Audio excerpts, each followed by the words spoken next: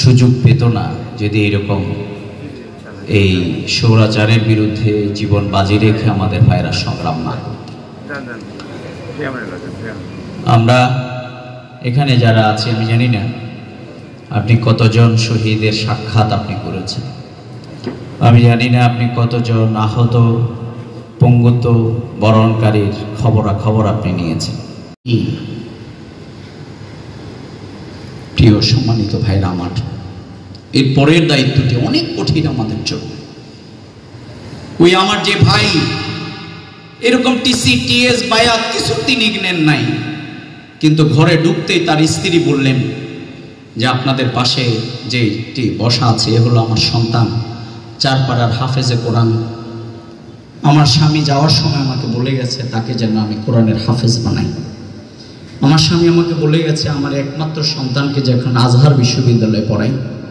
কিন্তু আমি এখন ভাবি আমার ঘরেই তো ঠিক মতো চাউল নেই, এই সন্তান আজহার বিশ্ববিদ্যালয়ে পড়বে কিভাবে? আমরা বললাম যে আমাদের আমিরে জামাত ঘোষণা করেছে আমরা আপনাদের পাশে থাকবো ইনশাআল্লাহ। স্ত্রী বললেন যে আমার স্বামী যখন যেদিন ময়দানে যাচ্ছে বের হওয়ার সময়ে একটা কালো গেঞ্জি গায়ে দিয়ে বের হয়েছে, আবার ফিরে এসে বলছে আমাকে কালো গেঞ্জিটা খুলে বলল সাদা গেঞ্জিটা দাও। স্ত্রী বললেন যে সাদা গেঞ্জি কেন পরছো, কালোটা কেন খুলে ফেলছে?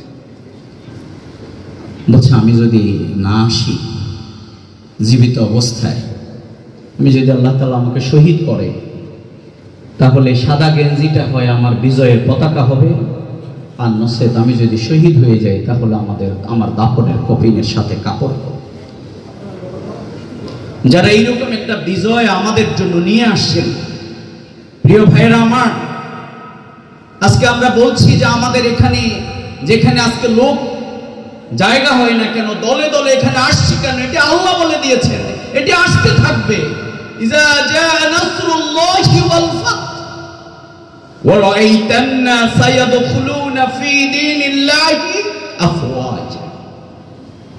এখানে দলে দলে লোক আসতে থাকবে। এখন আমার আপনার জিম্মাদারি দায়িত্ব হচ্ছে ওমান হাসানু কাওলাম মিম্মান দা ইলাল্লাহ।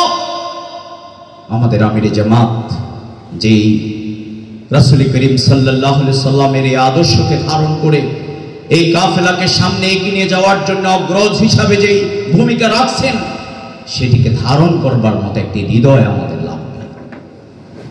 এজন্য সব দল আজকে তার শহীদের সংখ্যা প্রকাশ করেছে, কোন দলে শহীদ কত, কোন দলের কতজন। আর বাংলাদেশ জামাত ইসলামী আমির ঘোষণা করেছেন যে আমাদের শহীদ হচ্ছে বাংলাদেশে আন্দোলনে যতজন শহীদ হয়েছে সব হচ্ছে আমাদের শহীদ। সুতরাং জামাতের হৃদয় যত বড়, বাংলাদেশকে ধারণ করাবার মতো তত একটি হৃদয় এই জমিনের ভাইদের লাগবে। উত্তরা তো সেই জমিন।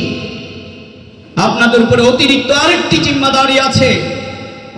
2006 সালের 28 অক্টোবর শহীদ মাসুম শিপন ফয়সাল যেই জীবনের পর জীবন দিয়েছিল, আর শহীদ মাসুম শিপনের মায়েরা আমাদেরকে বলেছিল যে আমরা সবচেয়ে সৌভাগ্যবান, আমরা শহীদের মা হয়েছি।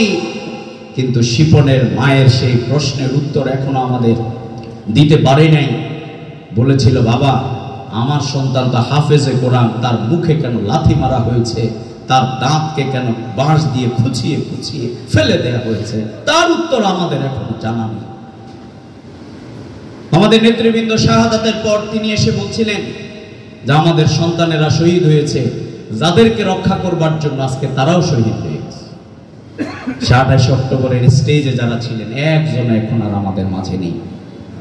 কিন্তু সম্মানিত ভাইরা আমার, আমাদের কাছে আছে তাদের সেই রেখে যাওয়া জিম্মাদারি, আমাদের কাছে আছে তাদের রেখে যাওয়া সে আমানত, আমাদের কাছে আছে রেখে যাওয়া তাদের সে অসমাপ্ত কাজ। এই জন্য উত্তরা অঞ্চলের এই ভাইয়েরা আজকে এই উত্তরা থেকেই যেমনি এই আমাদের নতুন স্বাধীনতা নয়া বিপ্লবের এখানে সবচেয়ে বেশি শহীদ হয়েছে, আর এই উত্তরা থেকেই কিন্তু বিজয়ের মিছিল শুরু হয়েছিল। সুতরাং আপনার দায়িত্ব এবং আজকে অনেক বেশি।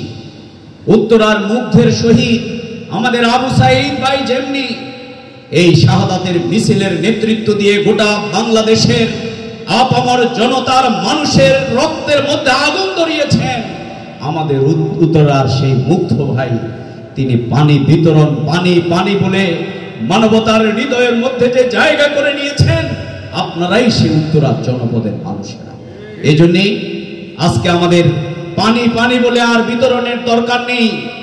আমাদের মহানগরীর সম্মানিত আমির জনাব সেলিম উদ্দিন ভাই আমাদের মাঝে এসছেন, আমরা ওনাকে আন্তরিক অভিনন্দন এবং মোবারকবাদ জানাচ্ছি।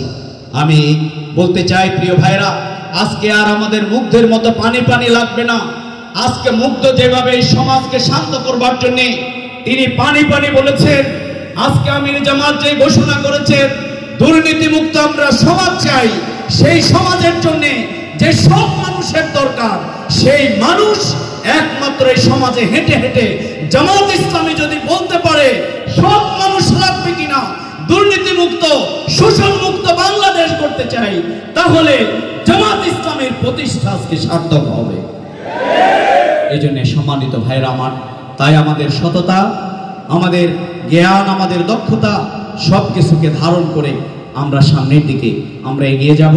এই পর্যায়ে আমাদের উদ্দেশ্যে এখন শুভেচ্ছা বক্তব্য রাখার জন্য অনুরোধ করছি বাংলাদেশ জামাত ইসলামের সম্মানিত কেন্দ্রীয় কর্মপরিষদ সদস্য, ঢাকা মহানগরীর সম্মানিত নায়েবে আমির, আমাদের শ্রদ্ধেয় জননেতা জনাব আব্দুর রহমান মুসা এখন সংক্ষিপ্ত শুভেচ্ছা বক্তব্য রাখবেন।